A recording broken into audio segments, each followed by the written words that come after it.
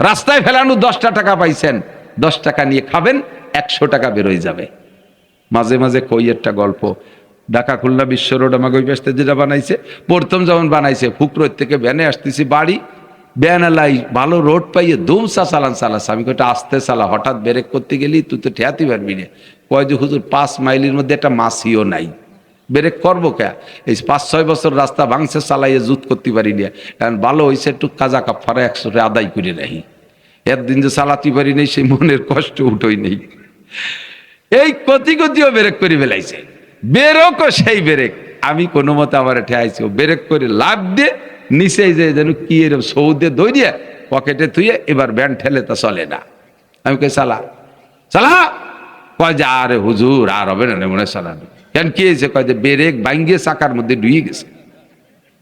আমি কলাম না যে এইরকম মরণীয় ব্রেক করা লাগতে পারে, তুই এই ডাহাইতে ব্রেক কেন করলি, এই লাভ দিলি রাস্তাতে কি ধরলি ক?